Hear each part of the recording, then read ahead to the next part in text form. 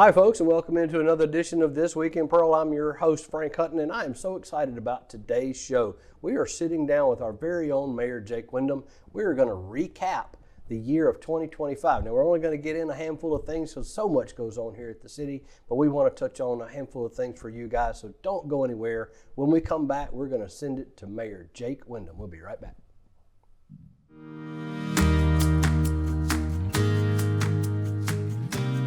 Here in Pearl, we have Trustmark Park. It seats 8,500 people. It's a great venue that we have here locally. You can catch a baseball game. We have a new team, the Mississippi Mud Monsters, so we're so excited about that. And Trustmark Park, the stadium's been fully renovated. And adjacent to that, we have Bass Pro Shop, as well as the Mississippi outlets that people can come shop and enjoy and have a great time. So it's a good place to come. It's a destination spot for our city. We did a $12 million renovation to our Parks and Rec several years ago, and what we were missing was another key area for our children to come and just be able to hang out and have fun, but also have some playground equipment that was really cutting edge. I've always thought if you can get your community together, then you can have a stronger sense of community. And I think that's what Main Street brings to the table for us. And even though we're a post-World War II city and our architectural doesn't signify a downtown, we're trying to have an area that we create that people can come together and have a sense of community.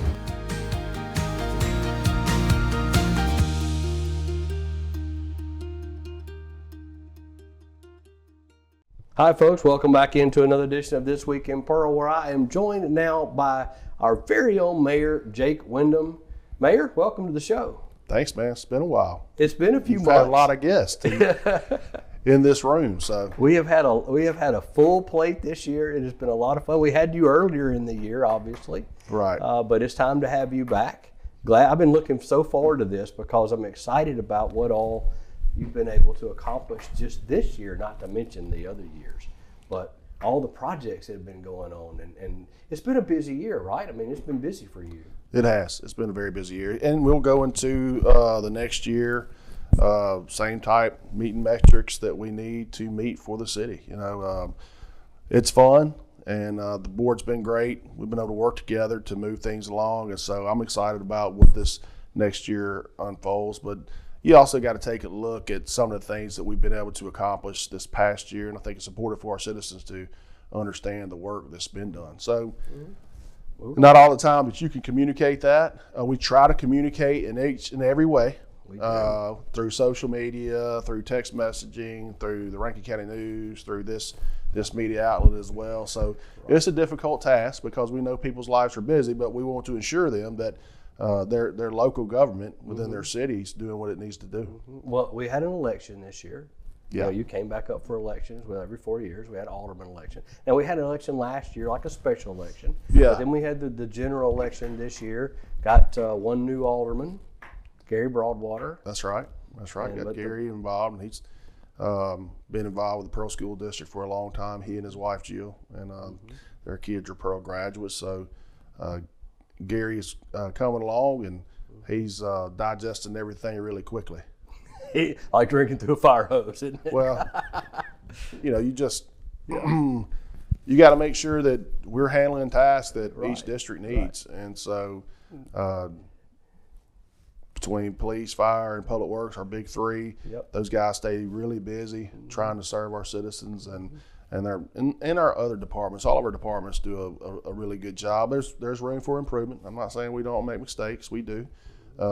We are not infallible.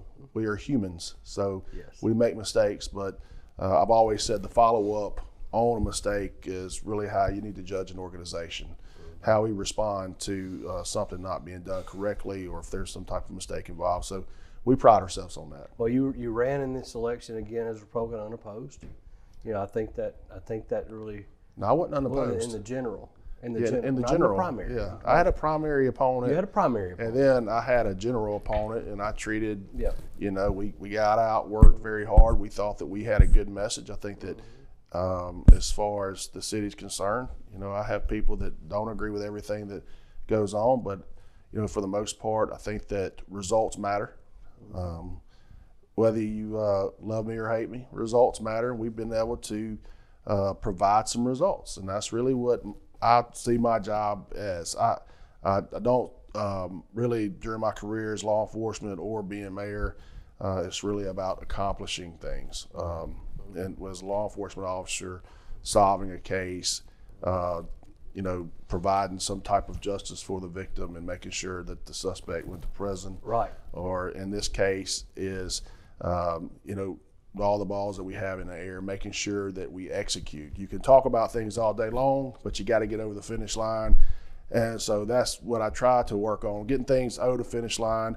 And that way, when I see the citizen at the gas station, they ask me about a project, I say, I don't have to tell them it's dormant. Well, we're still working out that. I can tell them the details of each project that we're doing. And so I want to make sure that I am well versed about these things and be able to tell them, hey, things are moving forward.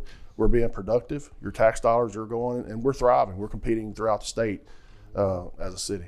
Well, I think it's fantastic. We've done a really good job. Let's talk about a few of those businesses as well in the city of Pearl. A lot has happened here. I mean, you look at the Riverwind district in that area, and including going to the east end. You've got like Team 10, the new restaurant that just opened out there. That's fantastic. But you've also got some new convenience stores that are opening out there in that area as you go down the 80 corridor. Right. So I'll use some of the statistics that I used from the election. We have a 52% increase in business development, 39% increase in revenue for the city, and those things don't just happen. You have to establish yourself as a business-friendly city, and we've been able to do that, and we want to continue to do that. And we do focus on a lot working with our city planners with CMPDD, with Gray Orts over there, and over the years there's also David Wade, of planning the city out in an appropriate way through our zoning, highest and best use, what we need, whether it be if we're suffering from one particular business that's not there, then we try to search for that business, and I can elaborate on that. I realize that we've been working really hard for a long time of trying to get a grocery store on the south part of the city. That's one of my main goals. I realize that people want a grocery store, and feasibility studies show that we have retail leakage. So those are the things that we focus on. We try to focus on those quality of life things, or something that is a neat concept that that hasn't arrived in other cities. I mean, Toasted Yolk. There's only one more in the state, and that's Biloxi. Right. And so I thought that was really good for the city to have that restaurant come. And Artie Reed, the owner there, he's been great to work with, and that establishment's doing well. And we, like you said, we've had other things. Well, Zaxby's just opened across the street. Zaxby's just opened. So, and we have some additional things going over there. It's too early to release, so those things are confidential at this time. But yeah, things are moving. Stay tuned. More's going on over there. Right. But I mean, Zaxby's open over there. Then we had another one that came in as Capriotti's and Wing Zone. Yes. That moved in over there on the East Riverwind side. Right. So just touching all the different areas of our city from east to west, we've got new business opening everywhere. And we have several other businesses opening on 80 that I'm excited about. It's still in the incubator, not quite come to fruition at this time. So that's coming forward. And on the east end of town, again, we've seen a lot of development. So I'm happy. God's been good to us. I mean, we didn't do this in a vacuum. Now we have a great team, and we have some patient citizens. You do. Now some of them are. Some I see on Facebook, they're not too patient. I don't apologize for that. Right. I mean, you have a team behind you that helps you with the Lord's help, we've been able to accomplish a great deal. Yeah, there's a lot that's going on with the business development, and you have a good team in place that helps you with that. Absolutely. You're part of that team, Frank. Well, I appreciate that. Thank you very much. All right, so let's move on to some other stuff that one that I know has been a lot of fun, and we've laughed about it, we've cried about it, all this. But let's talk about our parks. The parks have really come along. I mean, you can really see the fruit of that labor, but I want to really get into pickleball's huge. And when we did that pickleball court out there and the golf course with the consultants that have come in and how wonderful that's been. All that's been a really big hit. And for me, it warms my heart. Like, I'm on the baseball fields or the soccer fields, so I see them. My son's 10, my little girl's 12. And so when you turn down Center City Drive and then you see the park there to the right and you see it full of families and you see children out there, then you see the pickleball courts full of folks having a good time, providing a quality of life. You move up, then you have the football field that you'll see people playing on, being able to provide that, have a concession stand there, move up to the soft, and you just see all these people down this corridor. Then you get to the baseball fields and it continues. And as you said, the golf course, we wanted to make some improvements, so we hired 2 consultants that are retired superintendents at well-known golf courses in the area to come in and provide some more advice and do some more spraying and help us on. We had an issue with a particular grass called Poana, and so they're doing some things to help us deal with that. We'll improve the greens, improve the course, and then of course you go to Center City, then the soccer fields. We improved that turf there.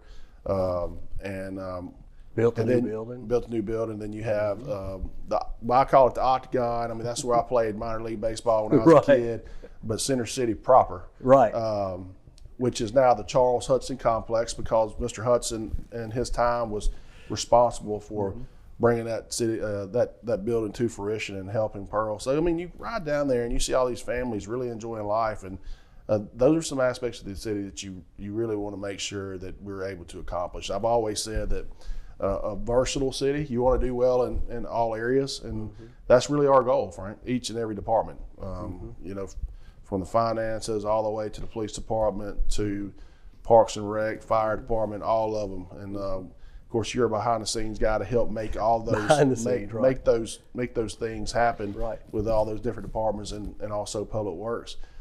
And so going back to that, yes, Center City Drive, it does me a lot of good. And sometimes, I'll be honest with you, and I've talked to other mayors, sometimes you have to go look at some things that you have been able to accomplish if you're stuck in a rut, because you got to remember how it takes time for things to unfold. And again, so you just got to keep grinding. You got to keep pushing, right? Yeah, and look at Jenkins Park. And that park is beautiful. If you haven't been out to Jenkins Park, you should go. It's a beautiful park. And Bright Park. We just had the fishing rodeo there, and you've got new bathrooms and pavilions at both of those. They're wonderful. Yeah, so some of these things that have come to me years ago, and it does take time and money, but we repainted the basketball courts at Jenkins Park. We also just recently repaved the parking lot at Jenkins Park, in the process of getting it striped. Again, you said Bright Park has bathrooms that are available now. We had a very successful fishing rodeo not too long ago. I think over 90 people there. Yeah, and so that was a great turnout. Right. And seeing all these activities go on, I mean, it's just, I don't know, it just it makes it worth it, right? It does. It makes it worth it. I mean, from that sense. And then there's your other things that are your basic things that you have to accomplish as a city.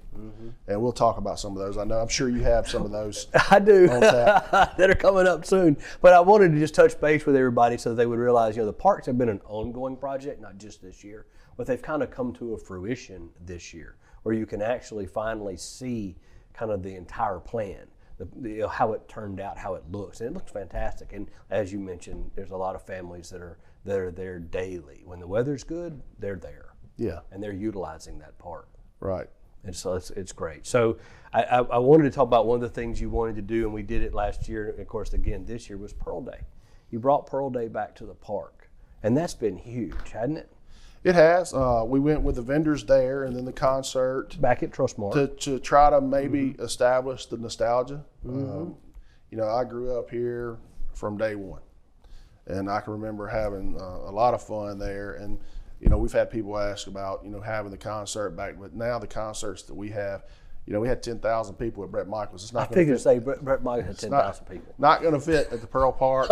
And then to add to that, after you have this park that looks nice, and then you have cars everywhere and everything else, and it could be damaging to our complexes down there. So being on foot and having the vendors there has some throwback. I'll tell you this, and you're going to laugh, man. One of my favorite series on TV when I was a kid was the A-Team.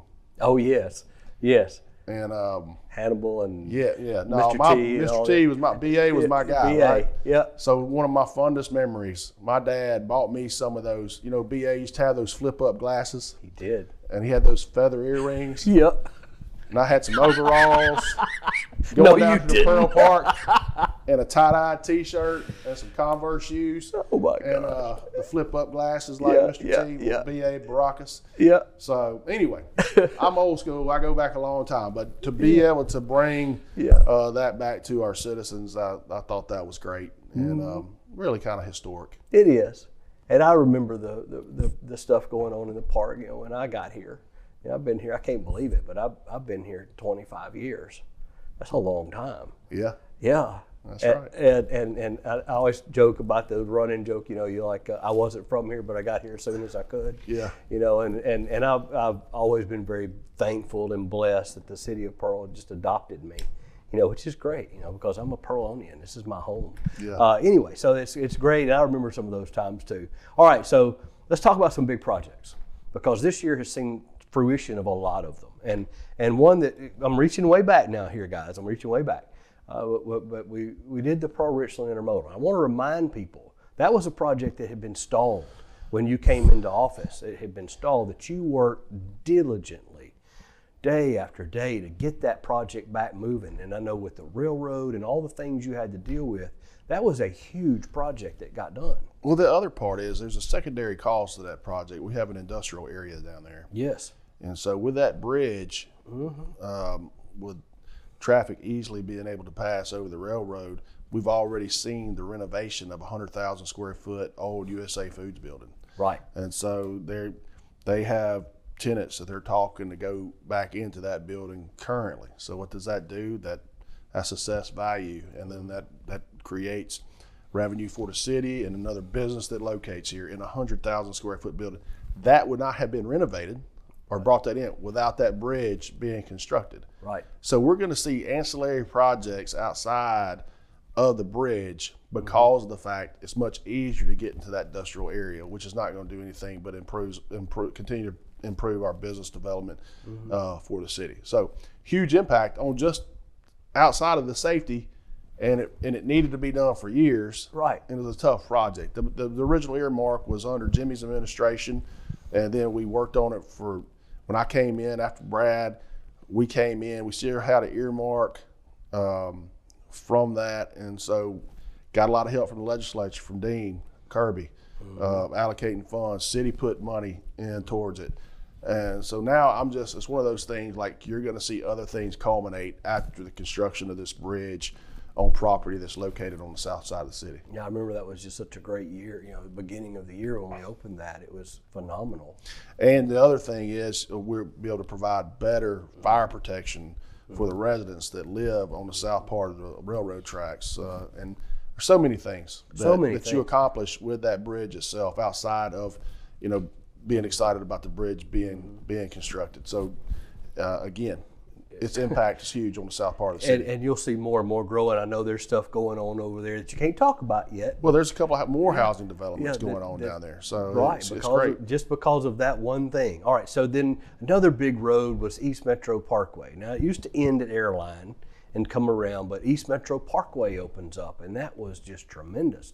You know, the flow taking it there, and of course it crossed El Dorado Road, and we had to put in a traffic light there. Had to do a little bit of work there. That's right.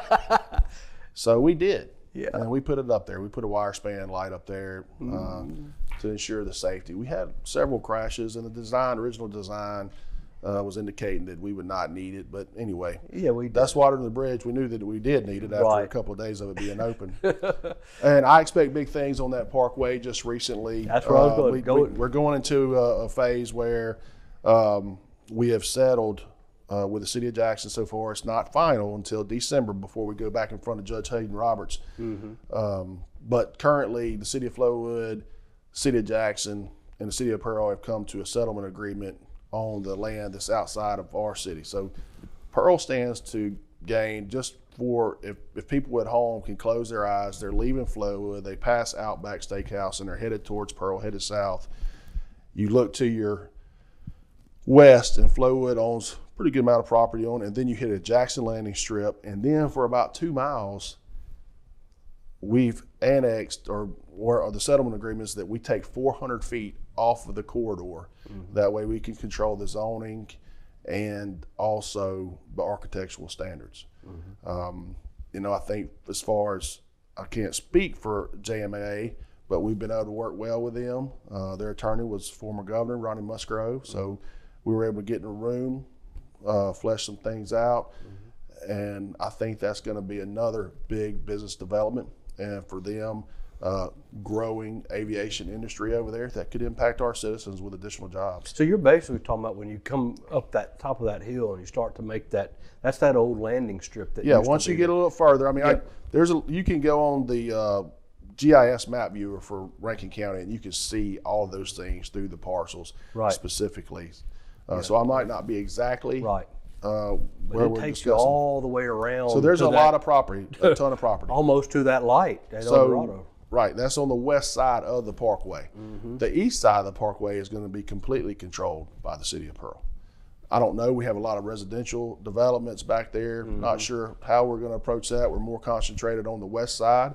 We certainly want to work with Mississippi Development Authority and also the city of Jackson to help help facilitate industry behind our 400 feet that we annexed off of the corridor. So people don't know. That's been going on 8 years. I know, right? It didn't start just yesterday and then come to happen. So you put some things on deck and you work on them and you push against the wall and you know, have some perseverance on it. And then we kept picking this thing up. I do want to really give Brendan Sarton a bone, our city attorney. He worked really hard on that project along with Rusty Fortenberry, City of Flowood's attorney, and then John Scanlon, which represented us. He specializes in annexation projects. So they did a great job on that, and we're excited about the future. And that's December 1 after you go back in front of the judge? It's December. I'd have to look at my calendar to tell you the exact date. But yeah. that finishes up this year. Yeah, it's never final until the judge says so. Correct. Hopefully he'll go ahead and you don't see anything standing in the way of that. And I look forward to meeting with Mayor Horn and discussing that project more. All right, wonderful. All right, so let's move on into some other things. One of the big deals that I've always thought was a big deal were these sewer projects that we've been doing. One in particular is Grandview, but let's cover the sleeving first because that's such a big impact. If citizens, and we're showing people, we're going to show people what that looks like. If citizens were riding around seeing this, Suncoast Construction was literally sleeving very old concrete or asbestos or even cast iron sewer lines that the city had identified this year using smoke testing and other things. Kind of explain how that project went this year, how many feet we did. Well, our citizens need to know if you're not improving your infrastructure, then your city's not going in the right direction. No. So we have a comprehensive water project that we're working with Heflin Engineering on throughout the city. You know, and my goal is to continue. So you never put down sewer and water. If you're going to be a forward-thinking city, then you're automatically going to be re-sleeving sewer pipes, replacing water pipes. You have to for the life of your city. We've seen areas that is detrimental. It puts your city on pause, and then it stops your economic development. It builds a bad reputation. So those things, you can't see them, and they're an inconvenience. But progress sometimes interrupts lives. But just right now on sewer rehab, we've completed 49,000 feet. That's tremendous. Which is 9 miles. That's 9 miles. We've done more than that on replacing water lines. Right. And no, I'm not saying that there's not a price to come with it. And we probably would discuss that a little bit later. Right. But we try to do it in the best way. DEQ has some low revolving loans that we're looking at. It's like 0.09% that we could continue to do that comprehensive rehab project through them. And then Department of Health has the same benefit on the drinking water on a low revolving loan, 0.09%, right, or 1%. So we want to take advantage of those things. I think people need to know too, you know, that it's very important to understand sleeving that sewer line keeps all this extra rainwater and from going into the sewer and then us paying to have it treated. Exactly. That's a big deal. And yeah, so on the sewer side of things, your stormwater that infiltrates the sewer lines that's metered out at the West Rankin, and just we have a sewer charge on our water bill, but we have a West Rankin utility charge as well, and it's a treatment plant that services the city of Pearl, city of Brandon, city of Richland, city of Flowood, PRV, airport, and state hospital. Yeah. So it services a lot of people, and back in 18, we had to build this thing. Savannah Street was not going to handle our flow anymore, and then we were getting pushback on any type of new development that was occurring inside Rankin County. So ultimately, Savannah Street was controlling our destiny as a county, as a city, and so we had to move to build a $92 million treatment plant, which I know people get upset about water bills. I get it, but infrastructure is one of the most important things for your city's future. And we're going to continue to do some of those things and look at some more projects, and we might see some increase according to what we're doing on our applications through DEQ and Department of Health. But I think that we're going to be able to provide the correct amount of information for our citizens to understand what's going on with that. And I can't emphasize it enough, because of these projects, with that sewer project, with the water project, it brings business. It helps your quality of life overall. Yeah. So at the end of that's what it's about. I remember Jimmy Foster telling me one time, he said, your infrastructure is what builds your future for business development, for your economic development. People come in and ask what our capacity is, what we have on our water, what we pump a day, what can we do on major projects. We have some big projects on the horizon that are in infant stages right now, where you have large companies come in and they specifically ask, and we can tell them, we pump 7 million gallons of water a day. We use about 4 million gallons of water a day. We have a storage tank in our comprehensive plan that we plan on going up with and constructing, along with a new well that'll even provide a more robust water system for our city. And then for our sewer, we're rehabbing our major interceptors that feed into the West Rankin lines. We did We've done the Grandview interceptor on the south part of the city, back off of Becknell in the woods. People can't see it, but the interceptor had deteriorated so bad you could drive a semi into it. So all the rainwater was just coming into it. Now, on deck, we rehab that to keep the stormwater out of our system. Now we're concentrating on North Beardeman interceptor as well. We had a federal earmark, thanks to Congressman Guest, to rehab that interceptor along with our other comprehensive projects. I mean, we're just going to keep moving. Yes. And it costs money. It's the skeleton of the city. It's the bones. It's what you don't see. I mean, it's the same thing as what we did in your department. We replaced the digital infrastructure. We did. And you can attest to what that does for us being able to operate daily. More efficient. And people don't see that. They don't see anything that we do as a department. They see this, but they don't see the underlying infrastructure that we've been blessed with being able to put in, including, like you said, a complete overhaul of our digital network. Now, outside of some of those comprehensive plans too, we've also had some trouble spots where we've been able to self-perform some of those things with Shane Burrell's guys and Taylor Hester, the superintendent, with the Public Works director and the superintendent going out and saying, hey, look, these people have some reoccurring issues, and we've been able to mediate that and get that corrected. So outside of the major projects with the companies that have come in that we've subbed out to, our own guys are doing a tremendous job of making sure that and they work they're improving our water. 24/7. Yeah, some of those fellas, you're sitting at home. They're a lot like our police officer and firemen. Christmas Eve, Christmas Day, those guys are out working. Right, especially on a blowout or something happened in the city. You got a cold snap and some of the older lines broke. I mean, things happen. Yeah, they do. They do. And so we're concentrating on those things. And sometimes, in my opinion, the KISS method applies to a city. Sure. If you do that, if you just continue the formula that's working, you continue to get the same results. Right. but it's based on your response. Exactly. That's what John Perry tells me. Who was your speaker this year at the prayer breakfast? I'm just mentioning that he was in town. He was. Yeah, if we want to jump over to that. So John Perry. We were talking about that, but I just mentioned it because you mentioned him, Pearl Boy. Yep. He was our speaker. Very good friend, a man that I have a tremendous amount of respect for. Right. He was my offensive line coach when I was in high school. Right. And I tell the story. I remember driving to football practice for 2 days, and I see this young guy, and I was like, man, who's this guy? Yeah.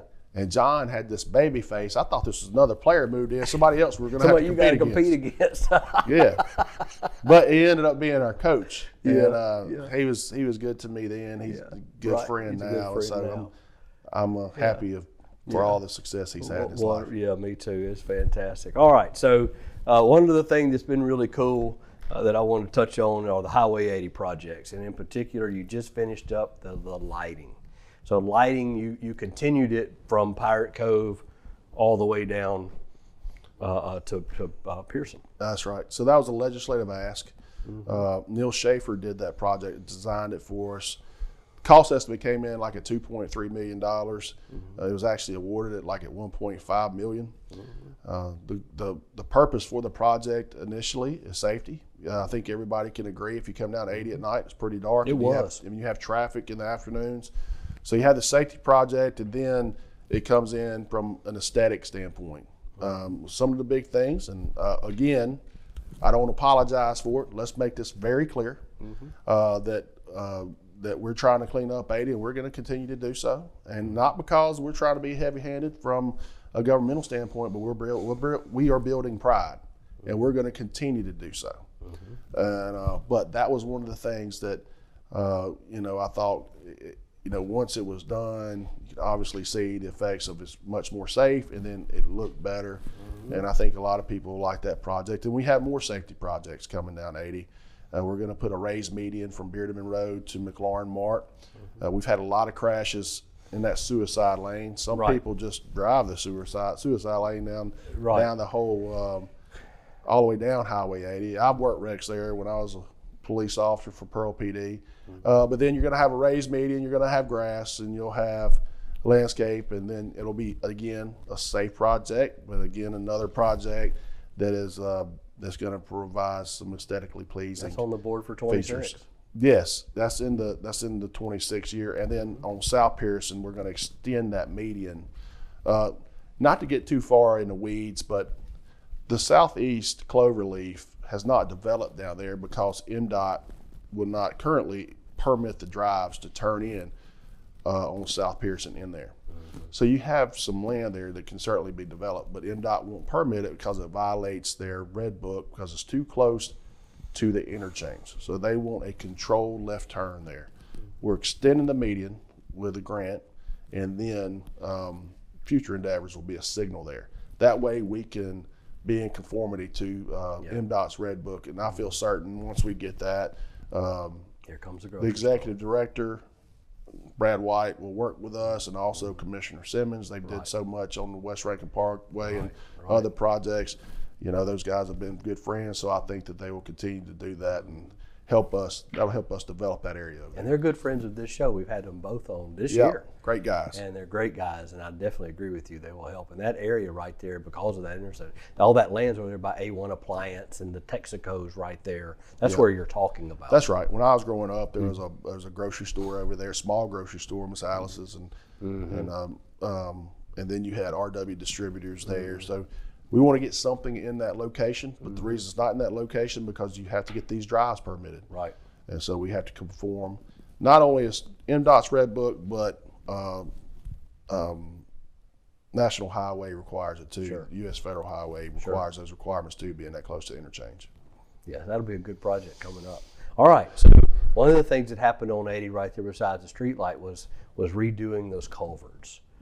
County came in and helped us with that. Redid all those culverts, especially like where it would flood into the parking lot of Roses, and it would, Little Willie's, and as you're working your way down, all those culverts were replaced. Yeah, and we've had that completed for a while. I Yeah. mean, that's not been in the past recent year. No, but I'm just saying it's been But complete. I When you will think say about this: that. what it allows too, because it allows more volume to get out of the neighborhood. So people don't understand that, or they don't think about it in their daily lives. Right. The ditch that runs right there into the 80 ditch comes right there in front of Red Gill's garage. Comes right out of Patton Well, it comes out of McLaurin Heights. and McLaurin Heights, basically. McLaurin Heights. It comes from the golf course. Yeah. Right at McLaurin Heights Methodist. You have tons of water that comes through that ridge. You have a lot of water comes through there. Then on the backside of the golf course at Beaumont, that comes through Patton. Yep. Goes right through Black Oak Circle. Yep. All that water comes to 80. So improving the size of that ditch and that culvert allows that water to get out of neighborhoods. That way the drain inlets don't rise and then the water goes into the streets. So that's helped quite a bit. And then, so we were really happy and thankful for the Board of Supervisors for coming along and I just wanted to mention sharing that partnership. because people may not realize. I mean, it's a little longer, but it's a project that was completed earlier. But people, I just want people to understand that was done, and you're not noticing the flooding over there anymore. It's stopped a lot of that. Well, it's a big project for me when it happened because of the fact that I was tired of the stigma of Rose's parking lot. Right.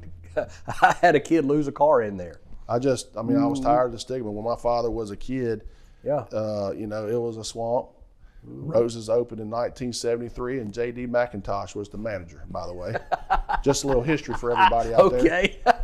Wonderful. But yeah, so just to take the stigma off the city, Yeah, right. we still have areas we have issues with, and some of our projects have taken longer than what we've really Sure, wanted. sure. Our Things detention pond between Country Place and Hines has taken a lot longer, but we've self-performed that. And there's about a month or 2 months out of the year that we can get in there and actually work because it's so low and so wet. And we continue to do so. A project that would have cost us millions of dollars if we would have farmed it out. Fortunately, we I think he said, can we toot his horn a little bit? Can you? Yeah, Let's I talk can. about Shane Burrell a little bit. Shane Burrell. He's a Pearl native, graduated from Pearl in 2000. Right. He has an excavation background, His and so knowledge. he has a lot of knowledge. He has a mechanical mind. Yeah. And but he has been able to do a lot of things in that area, and so we continue to do work on that when it's available. If it's a heavy rain year, we can't do as much. It gets dry, and then people wonder. But hey, guess what? We're still working on it. It's not an urban legend. That's really true. Well, you can't see that pond. It's can't. it's surrounded by trees. I will tell you what. There is a lot of water moccasins in there. Our guys, when they're in there on the equipment, they will not get off of the equipment down in the hole where they're digging. Right. Because of the amount of snakes. They walk the equipment out to dry land To get before out. they get off of the piece Right, of because equipment. it's so bad. Well, you see them everywhere. Yeah, it's so bad. But That- that's still going on. That's right. big impact. And it has helped because they have gotten it cleaned out, and they've done a lot. It's actually made some improvements. Yeah, it has. They has. Yeah. And just for like folks in Skyway Hills over there, they've cut basically a levee around the pond in order to hold back water until the completion of it. So they've rocked this levee to try to hold back. So you don't see quite the amount of stormwater. Now, if we roll back to 1962, before Hines was there or Country Place was there, I would bet that Skyway Hills probably didn't receive as much water. Right. But you have the sheet flow coming off two neighborhoods, Yeah. and one neighborhood and then one college campus that comes into one area, which is a double box culvert that comes under 80 that directly goes into where St. Joe is. And so that's where the water comes from. That's the bottleneck right there. Right, that's the bottleneck. And we're aware of it. But these are things that have plagued Pearl for 50 years, and we're going to fix it. That's like, damn, we're going to fix this. Yeah. I mean, But Shane Burrell's played a huge yes, part in that. yes, And- he has. and He because has. And his guys have too. Yeah, And, and his public works guys. His public works guys have too. And we have some great operators that, Yeah. that have been a part of that. So, Yeah. line upon line. I mean, we keep plugging. I mean, Right. sometimes those things are frustrating. It may not be in our Sure. time frame because we don't control weather. Right. I've learned that through several projects in our city. I'm not the Lord. No. I don't bring the rain, and I don't stop the rain. You're and, right. You know, I don't. Right. You know, September of 2018, 5 inches in 30 minutes. I don't control that. No. By the way, folks, I don't. Wonderful. All right. That's a joke. That's a joke. I know it is. It is. It is. All right. So we made news a little bit on this show this year because we had our own Commissioner Willie Simmons here.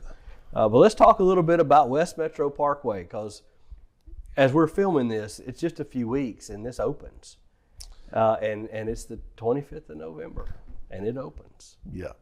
Talk about At 11:30. Talk about it. So the West Rankin Parkway, when I came into office, outside of paving streets, people asked me more about that parkway than any other thing. And it's still a hot topic. Sure. And I could go through the whole timeline. All from 1993 when Dean Kirby introduced 92. 92, the legislation, right? 92. Right. Yeah.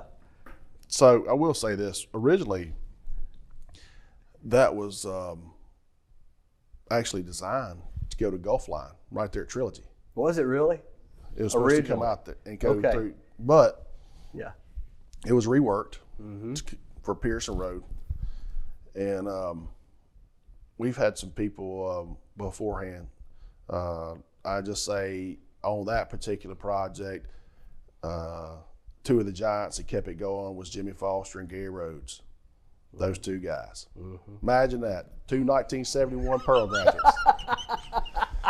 So yeah, they kept things rolling. Sure. When, you know, Yeah, and sometimes it just, you know, on some of those projects, you just, whatever you can do to get movement on it to keep it alive.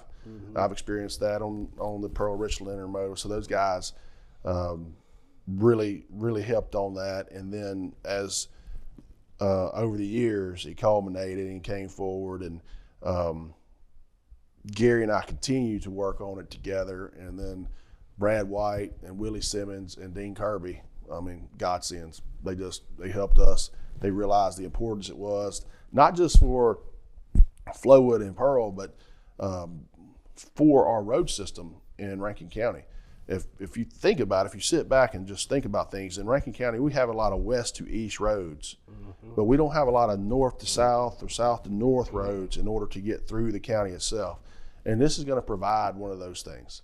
Because you just don't think about, you think about West Rankin from Pearson to Treetops, but that goes all the way down South Pearson, all the way down to, I mean, you go to South Pearson, you go right there south of Richland at Florence. Exactly. You go over that new Pearl Intermodal. That's right. That's it. That's right. So there's a lot to go there. And if you have a major incident on the interstate, you have this to be able to work around in the future for traffic purposes. Now, we're going to be working on trying to develop something major out there on the mitigated land that the road cuts through. Outside of the convenience of the road, I want everybody to enjoy it, to be able to get around better.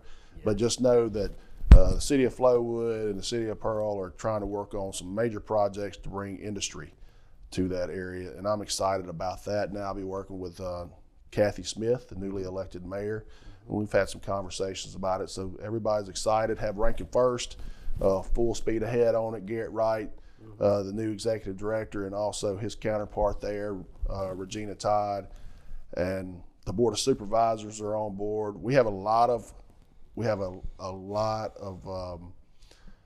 I guess, steam in the engine at this point. We're rolling. It benefits everybody. It does. It benefits everybody. What I would love to see, and it's pie in the sky, so I don't want anybody to quote me thinking that's going to, but I'd love to see advanced manufacturing coming to that area and offer high-paying jobs that would directly impact not just Pearl folks, but the metro area. That helps. I'm not against data centers. If data center comes in, that's fine. But typically in a data center, when we talk, and I'm very happy the ones coming into Brandon, but typically what happens with data center, the assessed value of the building and all the inventory in it, you collect a lot of ad valorem. Well, that goes to the city, the county, and the school district. Nothing wrong with that. That's good. However, when you have advanced manufacturing and an individual gets trained and they doubled their hourly wage, that directly goes to families, which impacts their lives. Yes. You know, Yes. if you raise your hourly wage $10 an hour, what are you going to be able to do to your family? You're going to be able to take them to that movie. You're going to be able to take them to dinner, or you're going to be able to provide something for them. And that's where I think the greatest impact is, that you can provide more for your family. Yeah. Now, if a data center rolls up, I'm not going to turn my nose up, so I don't want anybody out there thinking that. Right. I'm just thinking that for our Sure. people. Right. For our people. And then we can create a whole nother curriculum, if it's workforce development, through our junior colleges. And certainly we know that Mr. Chisholm is all over workforce development within our school district. So there's a lot of things that it impacts there. So that's on the horizon. And I'll be working hard to try to make something happen out there. We're looking forward to that road opening. That's going to, as you just But in the pointed meantime, enjoy the convenience. out, enjoy the convenience. Hide and watch. We'll have more things Hide and coming. watch. All right. So let's talk about something else that you managed to get done and completed this year that's been on the plate since annexing Patrick Farms. Fire Station 5 opened this year. Yep. And we removed Station 1 as well in that, but Fire Station 5. Yeah, Station 5 is critical for that area, for drive times, responding to fires, responding for medical help. I don't know if people know, I think we're right at 24 paramedics. So there's usually a paramedic every shift. That's life-changing when our fire guys roll into neighborhoods located on the southeast part of our city. And so it's critical. For many years, we didn't have one, in which, you know, they're not cheap. Fire stations aren't cheap, but it's really great to have. And I've had so many citizens talk to me about living on Greenfield Road, or then close to that area, Patrick Farms, the Highlands, and then being able to respond in other areas down 468, that just faster times. And Chief Burks has done a heck of a job he's changed some routes up for what stations in order to have the most efficient route for people to get there the quickest with having 5 stations. And so, you know, a lot of times when you're talking about when someone's having a medical emergency, you have seconds. Yep. You have seconds for the people that have the training to get there to provide those life-saving skills. And again, it's one of those things that I'm very proud of, and we're able to offer that now. And we all know that our fire department does a great job. We're proud of those guys. Don't they do? Yeah. And they got a brand new central fire station out of it too. They do. And which is beautiful. It is. And, you know, and for us, so I'll say it, 20 years ago, the fire station had some issues, and we have a lot of heavy equipment that's in that station. I think the city spent about $800,000 driving piles. And for us to go back in and try to rework that, $800,000 20 years ago, let's do the CPI on that. Probably $4 million. Yeah. Right. On an old building to reconstruct and do everything. Right. So Right. that's why we went the route of a new fire station. I think that it is going to get some use from the school district in the future, but they're going to have a much lighter load about what they're doing in that building. And they have some engineers that are looking at it. And so it's going to repurpose. But yeah, those are 2 things that, again, we've been able to provide for our citizens. This is citizens driven. I mean, at the end of the day, we work on these projects, but it's us thinking, what can we offer for our people? Right. I mean, every day you think about your job, you're not, No. you know that if you're doing things, you're equipping police officers or firemen, that directly impacts The people. our citizens. And that's what it's all about. That's what it's all about. And having that Station 1 sitting up there on top of the hill where the old library was, as you're driving down 80 and you look up there, it's just beautiful. I mean, you see that, you know, in Frank's mind, and I laugh about this, and we're just cutting up and having a good time, but, you know, used to people would pick on Pearl and they'd spell it P-U-R-L. Yeah, come on. And I've always stood on this. When you drive down 80 and you see that big, beautiful fire station up there, it's P-E-A-R-L. And Well, you stick your chest out and go, look at that building. Now, when you ride over to some of the other cities, you're like, wow, they don't have a fire station like that. I mean, people need to understand that's for our citizens. It's a wonderful place, and our firemen that are having to work those 12-hour and 24-hour shifts. That's a great place for them to be able to sit down and relax after having to fight a fire or work a 5-car accident on the interstate. It's a great place for them. I had to calm down for a minute. Every time I hear PURL, I kind of bristle up. I know, right? Me too. Yeah, and I'm bristle up, man. I do too. I don't like that. I don't either at all. I take offense to it for I sure. do too. Because I love this city and have been here my entire life. Mm-hmm. But yeah, you're right about that. That's a symbol of veracity. It is.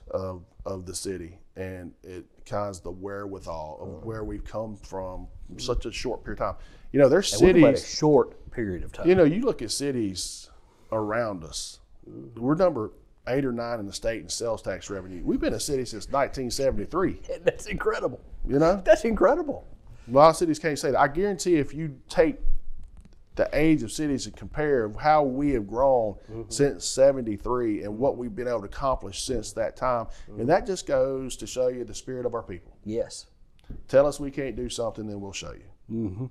Right? Right. So that's that- why I try to make sure that people understand that we've come a long way in a very short period of I time. love seeing that big sign on the side of that fire station, Station 1. Yeah. You know, you see that Pearl Fire Department, Station 1. Absolutely. I mean, that's just, it's a symbol of pride for me when I see it. Every time I turn up in that driveway, I'm like, wow, this building is really pretty. Well, you have some sweat equity in that. I do building, have too, a little bit, right? but just a little bit. But Jamie Ware did a great job. His Yeah. company, designing those and laying them out. They're great. Jamie's been an asset to us, man. Has He's he been not? a tremendous friend. I Right, mean, he I'm outside of it. He's a 1994 Pearl graduate. Moved here from a Delta, like when he was in 10th grade. But he always wants to see us do well, and he's always a confidant. Where if we need to bounce stuff off of him, he provides us with detailed information that helps us feel confident in the next move. Right. He Yeah, I mean, you're designed not all doing the- this alone. You're doing this with a team of people. No, so I went out, and so I've looked at the cities throughout the state and throughout the state of Mississippi and looked at the people that they use to be successful. And so those successful cities throughout the state, the people they use from a financial consultant, Nick Shore, Nick Shore. or an underwriter, Lindsay Ray, with Yep. Raymond and James, Right. or Jamie Ware, or Yeah.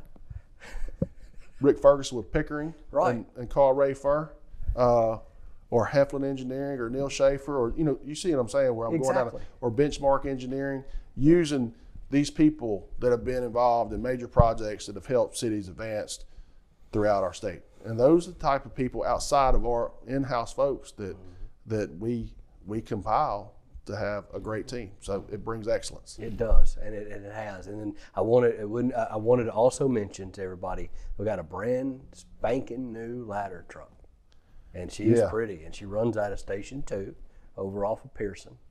It's a beautiful truck. Yeah, the purchase of that truck lowered our fire rating, which helps on insurance, but Yes. it looks like something Batman would drive. It That's what does. it's in a fire truck. Yeah. I like the rims on it. They're expensive. Yes. But it lowered our fire rating. It did, but but here's the other side of it. We have a ladder truck on the west end of town, and we have one on the east end of town. Yep. Again, providing more protection Yep. at the end of the day Yep. for our citizens. And that means your insurance for your home goes down. Well, we hope so. I mean, Yeah. insurance is in a Sure, in a but we flux hope about so. going up. Yeah, Right. But when you come in and you have a 4, and then Chief Burks is working diligently to bring us to a 3 currently. That's our goals. I mean, we meet one goal, we go to the next goal.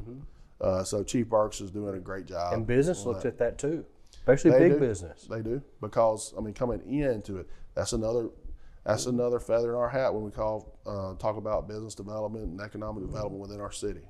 Right. If a hotel wants to build, or a larger business, like you said, 100,000 square foot business, something large wants to come in, they have to have fire support. That's it. And then they roll right from the fire to support right into 65 strong at the Pearl Police I Department. fix to say, then you've got the police department, and look at all those brand new patrol cars and how pretty they look and how professional they act. They Yeah. do look professional. We have some great guys, and they do a tremendous job on proactive policing, keeping our city safe. Yeah. Don't you remember the day we had like 2 or 3 patrol cars that all be different colors? And remember all that way back in the day? You know, I can't handle all that. But No. I'm a little OCD, Frank. About that. I want our fleet. As a matter of fact, when Chief McClendon came to me about going to the Durangos, I was like, man, we got these Explorers. I just kind of want to be in unison. Yeah. They're dependable. And he said, well, this Durango is a little less money. It is. Has a little bit more horsepower, like 0 to 60 type speed. And I think that probably, which is controversial for some folks, it's not controversial to me being former law enforcement, is the fact that if they notice, we have bumpers on a lot of our patrol cars, and our guys are trained to, if somebody tries to flee, then they can maneuver the vehicle to spin them out. We keep them right here in Pearl. We don't go on high-speed traces outside the city. Not saying that doesn't ever happen anymore, but it's a tool for us to be able to use in order to keep people inside the city, and we're not traveling at high rate of speeds, because we've seen that in the past. But those guys do a great job, and I don't think I challenge anybody to drive down from Flying J to Fowler Buick and tell me if they don't see a Pearl police car rolling. Because you will. You will. You will. I like to tell people, you know, I live in a city. I live in Pearl, right next to Jackson. And 10 o'clock at night, I can go out on Highway 80 if I wanted to and lay down in the street and stare at the stars and not be hit, bothered. The only person that would see me would be a Pearl police car. Yeah. I want to know why I'm laying in the middle of the road. Because you have to have a safe city. You have to have a city that's got good fire protection, good infrastructure, to have quality of life. So we've touched on all the major things of what you have to concentrate on. Yes. So those are the simple things that you make sure that you keep a handle on and continue to improve in order to have a fruitful city. Now, I want to mention to all the citizens out there that are watching our mayor sit right here. I want to make a point. I have a computer sitting in front of me that has notes. Take a note. He's talked about all of these projects off the top of his head. Every single one of them. So what does that tell me as a citizen? You're very in tune with what's going on in the city of Pearl. And I appreciate that very much, because this is literally coming. You didn't have any idea what we were talking about today. And I did not prepare. You did not. And it's all off the top of your head. And that's amazing that you're able to do that. And I appreciate that very much. Let's talk about one more thing, because this is a lot of fun. Well, the Braves left us, and y'all worked really hard with Spectrum. And talk about the Mud Monsters. I think that's been fun. Talk about them coming in and all the things. You know, that are going on. they bring some charisma, and I know we have a ton of Atlanta Brave fans out there. Sure, it's fine, but they bring some charisma and some personality that's certainly different. It's a different vibe. They play competitive baseball. Their guys go to the majors as well. They're associated with MLB. Golly, they had 2 or 3 leave us this season. Yeah. They just got here. And they had 2 or 3 called up to the majors. So you have some good baseball, but Joe Ink and Brian Leiter, Joe Ink is the owner. He's been great. He's a fun-loving guy. Just wants to see families have a great time. Yeah, he's a great guy. And Brian Leiter, and Andrew, the GM over there, and David Kerr. I mean, he's our very Andrew Seymour, then David Kerr, our very own implant from Arkansas. Right. But they're just great. They're great guys, and they want to see things happen over there. They really want it to be one of those things where there's a lot of fanfare, and that's what I appreciate about it. I think that everybody needs to tune in. The Southern Lights Show is going to be coming up at the end of November. It's going to roll for a whole month, and it's a light show that they've been able to do in other stadiums across the nation, in the Midwest primarily, it's a Christmas light show, and families come and have a good time. It's a ticketed event, but I think everybody's going to have a great time. I think they are too. And then they recently put turf on the infield, so that also works us right towards where we want to be when we start talking about, man, why don't y'all have concerts in the stadium? When the past we talked about the turf, and the Braves are very particular about the turf. And then even when we did have concerts before my time, you had to put a pad down on it that cost $100,000 to protect the turf. Right. So now, visualize this, and this is in my mind thinking for a second. You have the infield, this turf, and that would be mocked up as a pit. If you're thinking about, let's say, the Brandon Amphitheater, down there, that's probably close to the size, the infield area, this turf. Then you have the stage sitting there right off of the infield. You have the people that want to be up close and personal, Kristen Wyndham, right at the stage. Shout out. Right? Yeah. My wife loves concerts. Yes. She'll sit with me at concerts, but she prefers to be right there where the musicians are. Sure. And then you have the people that are up in the crowd that can enjoy from there. And then also they're going to utilize the suites for concerts. So it's going to be a great venue. The venue already sits 8,500 people. Right. Then you're going to probably put, I don't know, several thousand right there into that infield space. 10,000 So those folks. guys have done what they said they were going to do, and we just continue to grow that. And people will see more events coming along, and just be patient with that. But yeah, it's been great. Worked well with Spectrum, with Jason I think Voles. say Jason Voles at Spectrum. Jason Voles, that and whole area over also, there. I mean, he's been good to us, and Jordan King that works for Spectrum has been there a while. So all that's been really good. And they've done really well maintaining the outlets. They have, and they've been really aggressive. I mean, I think that people can speak to the fact that a Marshalls came in, now Ulta came in, so that area continues to grow.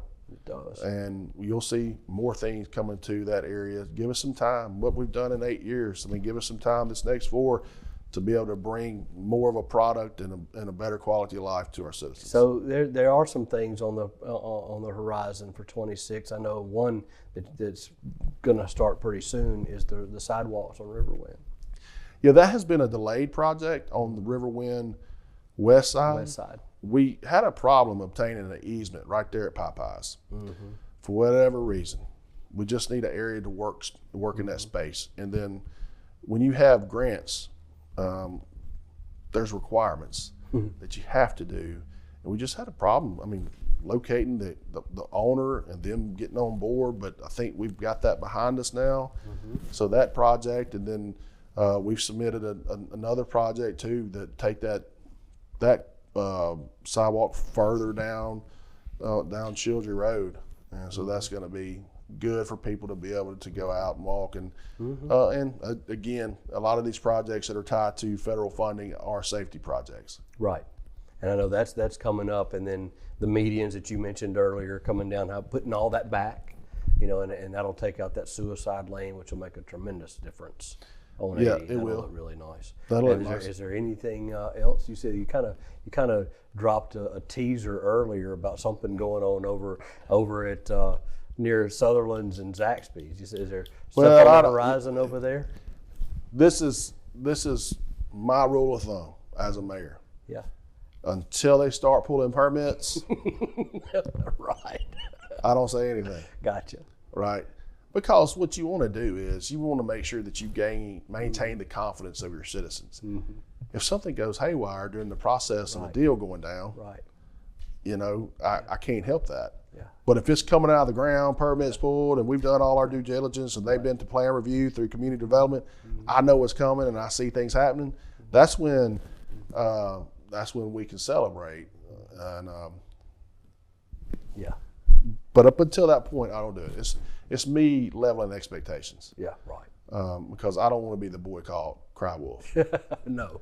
Well, Jake Wyndham said this was going to happen. It didn't happen. Right. That's about like a Chick-fil-A, right? Yeah, it's about like a Chick-fil-A. For Right. you folks out there, I've reached out to Chick-fil-A Yeah. probably 20 times in my career as mayor. And for whatever reason, they want the hard corner at Reba Tuesdays. Reached out to Keys recently. You know Keys. I do. The owner of I the know him Brandon and Flowood one. Yep. And Chick-fil-A corporate dictates where they go. But I'm just thinking, man, we got to get one. And so I'm another project that I'm working on. But in the foreseeable future, I'd like to see, we had Team 10 come in. That's a sit-down place. We were certainly needing that. I'd love to see that on the west end of town or in between at some point. Sure. Grow that type of concept within the city. And then I'd like to see some more responsible nightlife, more things where people were playing music, give our citizens something to do. Last thing I want to touch on, because I don't think that we've not been productive on it, but it's been a slower go. Is right here around City Hall. I was just figuring to say, will you touch on City Hall because you started painting the facility? Yeah, we've painted City Hall, churching it up, making it look better, new signage. But we have these parcels around us, and that we felt like from Main Street standpoint, that's where you start. Well, we put out an RFP, which was strictly to the person that purchased the property. Within 2 years, you got to come out of the ground. When you come out of the ground, it's got to be mixed use, retail, things of that nature. So the reason it hasn't happened yet is probably because we're being so restrictive. And I'm okay with that, because once you have something around you, you want to make sure that it looks good.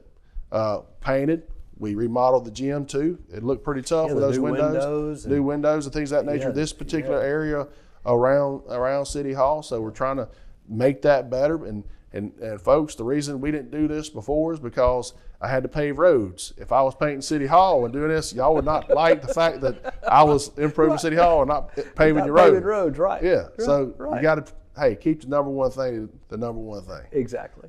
And so you got to focus on that. Yeah. But we've been able to make some headway. Stacy's done a tremendous job with Main Street, and we're just going to continue to work. We are going to be selective, because once it goes in the ground, it's forever here. And I will say this: the natural turf looks just as good as anything Sure, else. It looks great with the grass. And we're going to do some more improvements on paving around City Hall and squaring up these parcels and for the near future. Yeah, it looks wonderful. This has been very informative. I hope y'all have enjoyed this information, because you think about this. Here we are sitting in November. All the stuff we talked about happened this year, and that's an hour and a half of conversation, and we just touched on 6-7 things. We could talk about a lot more, because there's been more that's happened this year, but that's stuff that people can see. Don't say 6-7. No, I'm not gonna say it. You said it. You said 6-7 things. 6-7 things. If anybody out there, guilty. If anybody out there home can figure what my kids are saying to me about that, all the time, right? I don't know. Oh, that's 6-7. That's 6-7. I'm picking. It just brought it to mind, Frank. I'm like, what is this? Anyway, I appreciate you, Mayor. Thank you so much for spending your time with us today. Yeah, man. Of course. And it's great giving us an update. You know, I think it's great sticking our chest out a little bit and saying, hey, look what all's gotten done. Well, you got to be able to say that for your citizens, for them to know. Yeah. This is not, it's not Jake Windham. We didn't do this in a vacuum. We had multiple people, department heads, our aldermen, everybody on board. It's a major team. Our school district, are supporting elected officials at the state level, all the way up to the governor. We've had people that want us to do well, and we have relationships built, and we're going to continue to build on relationships and continue to move forward and do great things. And we appreciate it. Yeah. Very much. Thank you. Appreciate your work. Spending some time with us this morning. I do appreciate it very much. Yes, sir. It's been my pleasure. Hey, so when we come back, we're going to interview the general manager of Tractor Supply. We're going to talk a little bit about that and their donation to the police department. So don't go anywhere. We'll be right back.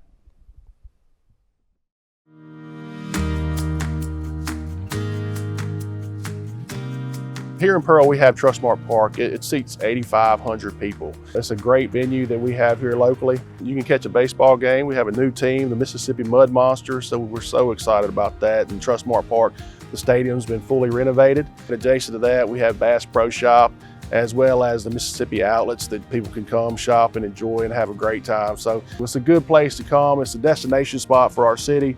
We did a $12 million renovation to our Parks and Rec several years ago, and what we were missing was another key area for our children to come and just be able to hang out and have fun, but also have some playground equipment that was really cutting edge. I've always thought if you can get your community together, then you can have a stronger sense of community. And I think that's what Main Street brings to the table for us. And even though we're a post-World War II city and our architectural doesn't signify a downtown, we're trying to have an area that we create that people can come together and have a sense of community.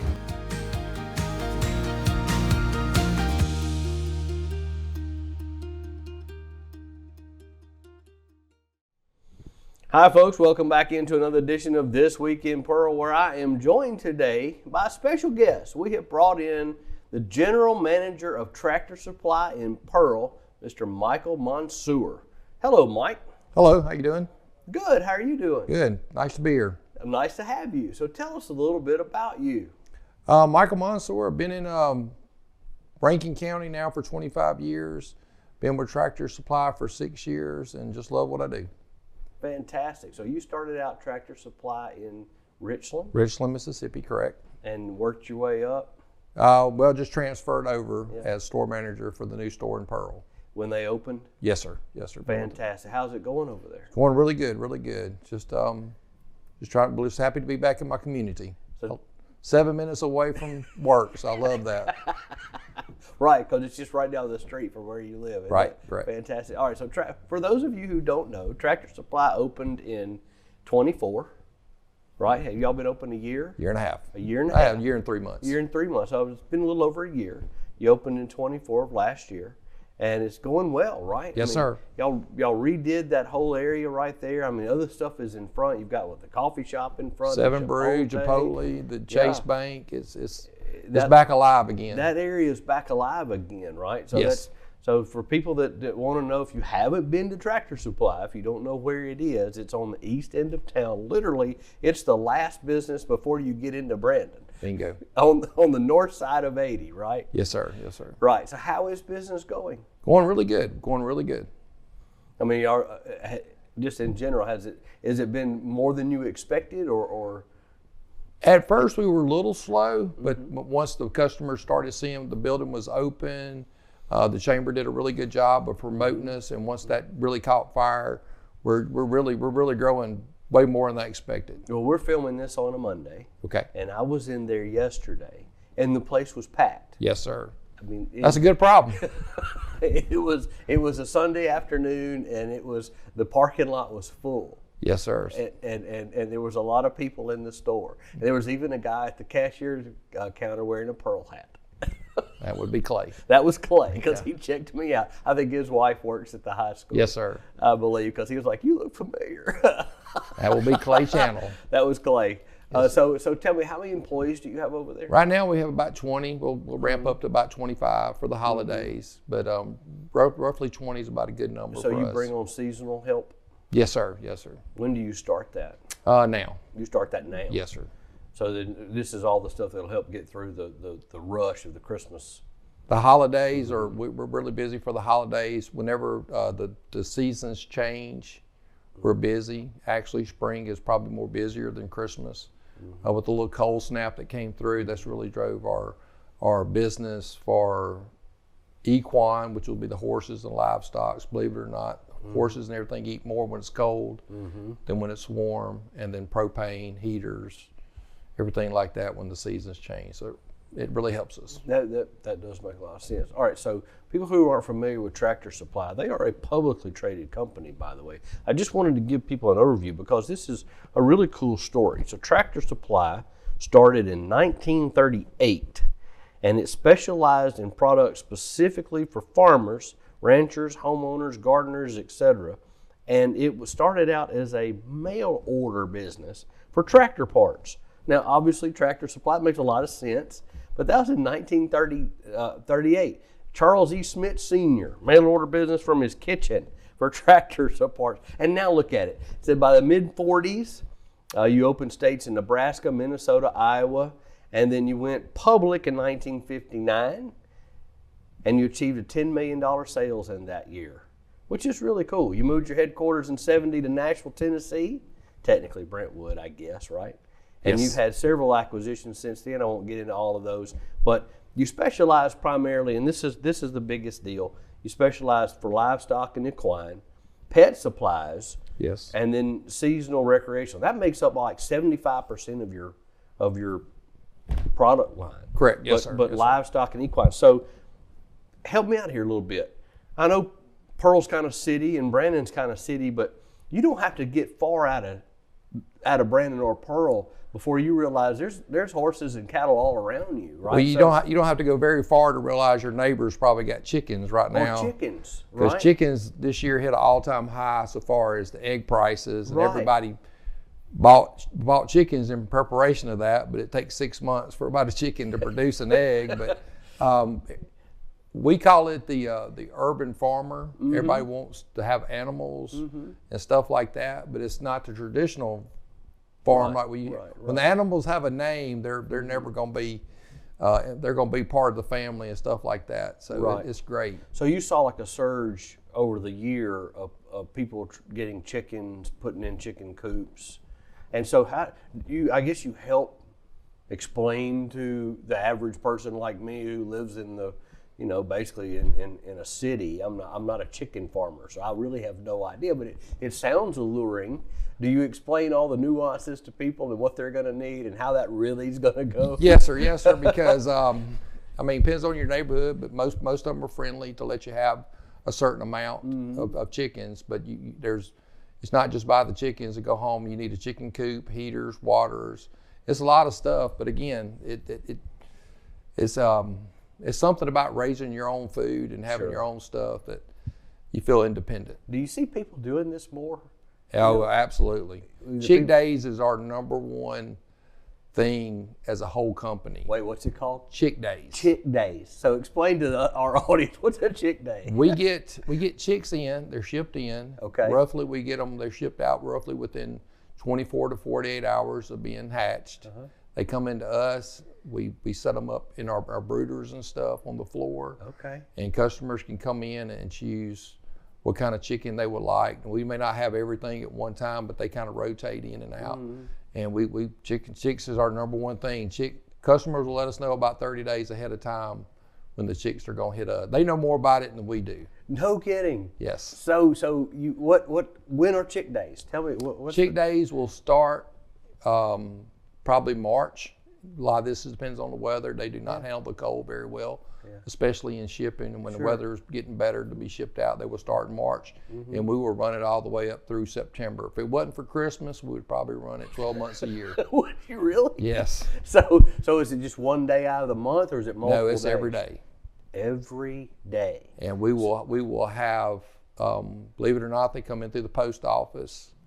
Really? They do not come in any kind of special way. We will pick them up, or they will bring them to us. We've had customers last year with egg prices follow us from the post office Kidding. to the store to put them out so they could get the chick they wanted. So I know you retail the chicken, but I mean, you said it's 6 months from the time the person buys the chicken and takes it home before it actually starts. Roughly on average about 6 months. Roughly 6 months. So you get one in March, you're not getting an egg until somewhere around September. Is that about right? Yes, sir. And I guess they lay all year long. They lay all year long. All year long. So what types of varieties are we talking about here? Americanas to pullets. Pullets is a boy pullet is a girl. And then we have boys and girls. When you buy the unsexed, you're probably going to end up with more boys than girls, which means you're going to have a rooster. When you have two roosters, that's not good in the hen house. But we carry a different variety of chicks. And then you can actually go on in our website and order special chicks. We actually have called a turkey now, which is a mix between a turkey and a chicken. That's how far we are advanced. Oh my gosh. And you can get a different variety of chicks, but they're really, really popular.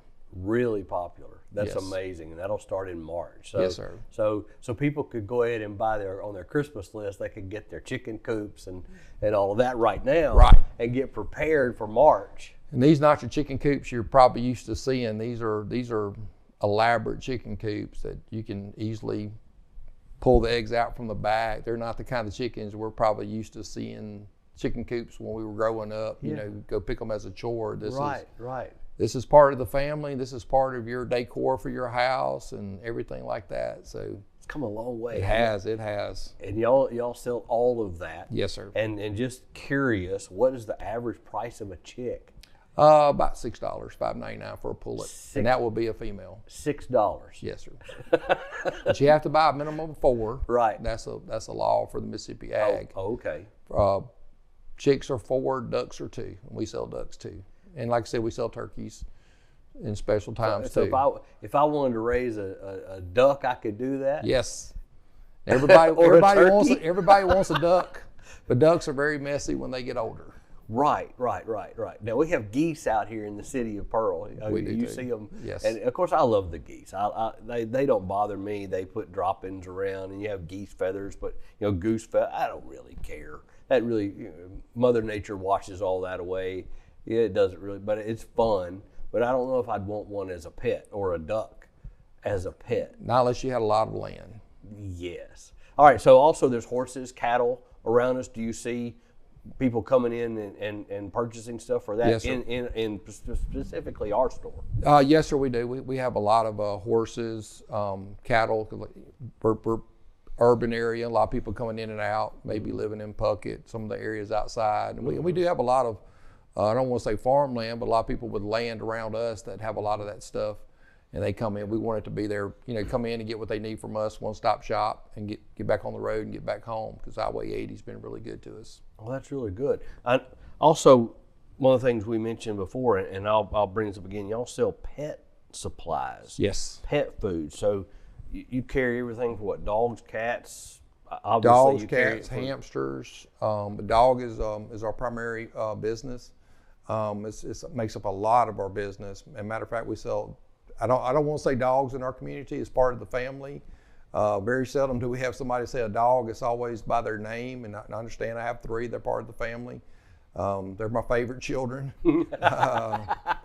But it's been really good to us. And we also have what we call a pet wash. 2 stations. It's kind of like a self-serve car wash, but it's for your animal. It's a big tub, especially for the older, bigger dogs. Instead of picking them up, they can climb up a little ladder. Really? Go into the bath. You got the water. You've got the shampoo, the conditioner. You can bring your pet to Tractor Supply there in Pearl. Yes, sir. And wash your dog. Wash your dog. We supply you the towels, and we got dryers. We just ask that you do not cut, Oh yeah, don't put clippings and stuff. groom them in there or Right, don't something. groom. But we do have But you can wash them. nails. We have the whole thing set up in there. Dryers. For you. Yes, sir. Really? And combs. So and combs. Well, so what's the cost? $9.99. Okay. But if you're part of our Neighbors Club, after you do 3, you get 1 free. No kidding. That's really a good deal. It is. Especially, because You want to clean out your tub for $10 when you wash your dog. You know what I'm you saying? really want to clean out your tub, right? Plus, like I said, for older dogs, it's much more friendly for the dog and for the person. You're not bent down. You're not on your knees. Everything's up at your hand level, and it's really good for the dog, especially older dogs. I imagine most of our audience probably isn't aware of that you have 2 stations where you can bring your dog in and wash your dog for $10. Yep. And you don't need to bring anything but the dog. Exactly. Just bring the dog. We'll take care of the rest. Yeah. And if you want a particular kind of shampoo or something, then you would bring that. But we Right. do supply shampoo and conditioner and everything. Surprised you didn't see that yesterday. I Usually did Saturday and I Sundays. did see the sign, but I actually spent more of my time wandering through clothing, and Yes. I was looking at that stuff. But sometimes we do have a little line for the customers coming in and out with the dog wash. Well, It's such packed. a big. It was packed, absolutely packed. I mean, it took me a minute just to find a parking space. Yes. And I went in there just for one little thing. Like, okay, so I'm telling it. I went to Tractor Supply yesterday, and I went for one. I have a pet fence, and I went to get some extension wire, another roll of 500 feet, and that's what I went specifically for. And I just got drawn in, and the next thing I know, I've been in there an hour. The wife's texting me on the phone like, "Did you get lost?" Because I'm wandering around in the Tractor Supply. Right. There's just all kinds of cool stuff. It's a feeling, I guess, Michael, that you can shop online, and Tractor Supply has a wonderful website, and you can go there. I have the app. We're members. I can buy stuff through the app, and that's great. But to me, I'm old school. I like walking through the store. I like being able to see stuff and read about it and touch it. Right? I mean, Right. I'm with you. I guess there's a lot more people like me, right? But for the customers that do like to do online for feed and stuff, if you do place an order, once we receive it, when you show up, pick it up. We bring it out to your car. We pick up, especially for ladies, 50-pound bags of feed. We load it up for you and get you back on the road. Well, that's great because you can order it online, pick it up at the store, and you ain't got to do anything. Just drive up and say, hey, I'm here. Right. And exactly, if you know anything about shipping, and usually when you get into the weight, most any kind of feed is going to be 50 pounds. It may be $8, but it's going to cost you $20 to ship it. To home. Yes. Right. But for us, you order it, come through the store, pick it up. Yeah, it's going to come on a Tractor Supply truck, right? And they're coming to you all the time. Right. Anyway. Right. So it just makes sense. Right. The shipping's less. Yes, When shipping's less. It's less inconvenient. You just pull up, we Yeah. come out, load you up, and get you back on your way. Is there anything that I can't buy at Tractor Supply? Not much. Not much. I mean, you pretty much carry everything. I mean, you have batteries. Right. I mean, everything. Now, on the clothing line, there's obviously you have a lot of stuff. You have your own brand of clothing line, right? We have two brands. One is called Ridge Cut. That would be, we used to have a brand called Schmidt, which was our founder. You just mentioned. Founder, right? We thought Ridge Cut sounded more fashionable, so we went to Ridge Cut, and that's our brand. That's more of our little bit exclusive brand. Then we have what we also call Blue Mountain, which is our economy brand. But those two brands have been really good to us. We also carry Ariat, which is a big brand, and Carhartt, and Wrangler, and Levi. And Levi. You got Levi jeans there, and that was one of the things I was looking at. The Levi jean pricing is better than you're going to get at other places. I happen to notice that. I mean, I love my Levi's, and I was like, hey, this is about $10 cheaper than I can get it from other locations. Yes, so sir. it's worth just coming in. If you're out and about and you're just driving around Pearl and you want to go shopping a little bit and just see what actually shopping's about, instead of being on your phone or computer, pop in the Tractor Supply. Exactly. And get Mexican or 7 Brew and stop in and see me. Chipotle or Exactly. Yeah, Exactly. I think there's another Mexican restaurant next door to you as well, but in El Sombrero. the El Sombrero, and then the Clearwater Pools. There's Yes. several just all right there, and it's great to see that area. Now let's also talk about something else too. Just the other day, y'all had a presentation at our police department where you did a check presentation. Tell me a little bit about that. We wanted to honor, we call them our hometown heroes. We wanted to find a way to honor them. The company graced each store with a $500 limit. We decided as a store to honor our police department. They're always there when we need them. Even before we need them, they're there. We see their presence. I mean, Pearl's been a great resource to work with, fire department, police department, but we just wanted to find a special way to honor our police department that day. Well, that's very. And what's thoughtful better of you. than money? You know what you need. Yeah, I don't right. know what Let you the need. police department spend it how they need to. Right. And that's great, and we very much appreciate that very much. And hopefully our Pearl citizens continue to shop at Tractor Supply. Yes, sir. Because it's fantastic. And we're coming up on the Christmas season. What all have you got in store for us in the Christmas season? What do you carry for the seasonal year? Well, we have Christmas decorations on the inside, toys. I mean, like he said, we have a variety of everything. Sometimes it's almost like a Cracker Barrel in the center of our store, but we will have live trees probably in the next 2 weeks. Wow. If you're looking for a live tree, we will have those and poinsettias. So we're a very seasonal driven company. So we're in Christmas. Saturday was officially the Christmas day. Started right. When Halloween ended, everybody goes into Christmas mode. Right. We're in Christmas mode. Right now we're in cold mode. You know, we just turned brisk for a few days, and everybody's buying long sleeve stuff, and we're just taking advantage of all that. So the company, I mean, y'all prepare for this. Y'all have a marketing department. Y'all prepare. So y'all have been preparing for Christmas since what, the summer?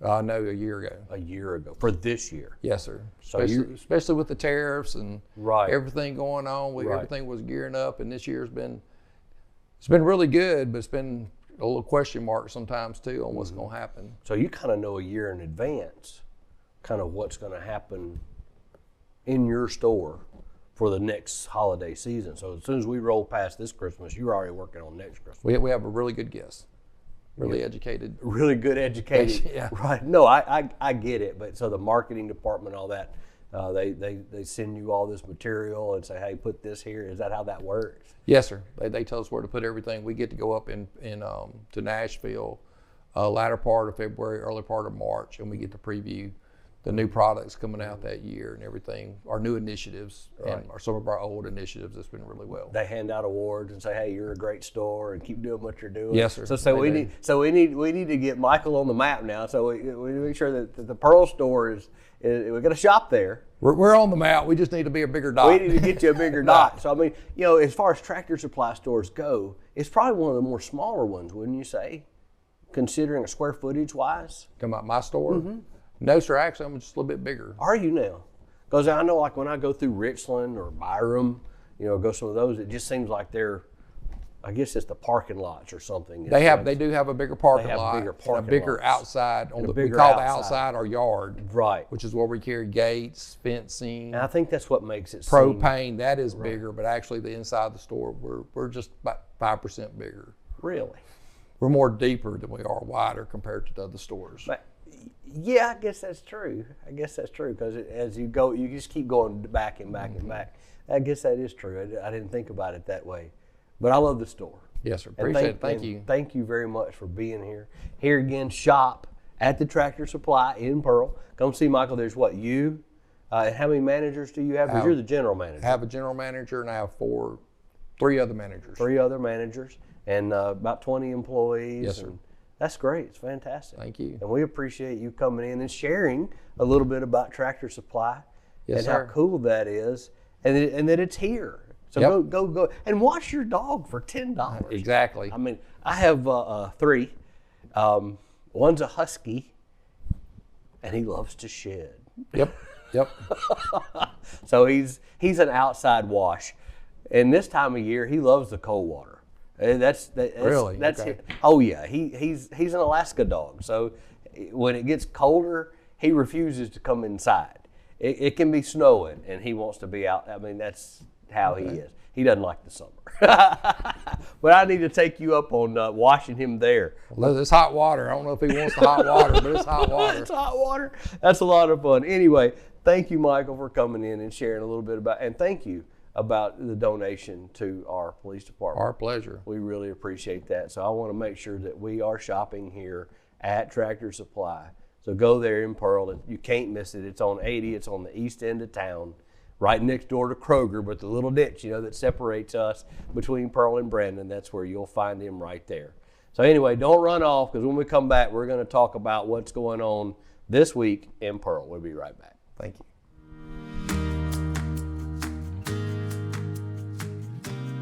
Here in Pearl, we have Trustmark Park. It seats 8,500 people. It's a great venue that we have here locally. You can catch a baseball game. We have a new team, the Mississippi Mud Monsters, so we're so excited about that. And Trustmark Park, the stadium's been fully renovated. And adjacent to that, we have Bass Pro Shop, as well as the Mississippi outlets that people can come shop and enjoy and have a great time. So it's a good place to come. It's a destination spot for our city.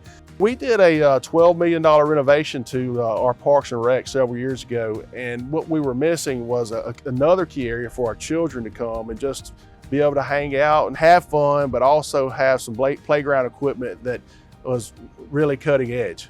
I've always thought if you can get your community together, then you can have a stronger sense of community. And I think that's what Main Street brings to the table for us. And even though we're a post-World War II city and our architectural doesn't signify a downtown, we're trying to have an area that we create that people can come together and have a sense of community.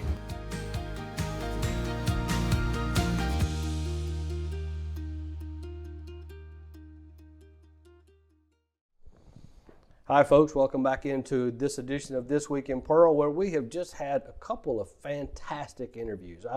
I can't say enough about the mayor and appreciate his time coming in and sitting down with us. And of course, Michael over at Tractor Supply, Michael Mansouri is general manager there. Just remember that it's a wonderful business to have in Pearl. Just check them out if you're on our East End. All right, so what's going on in the city of Pearl? Well, a lot.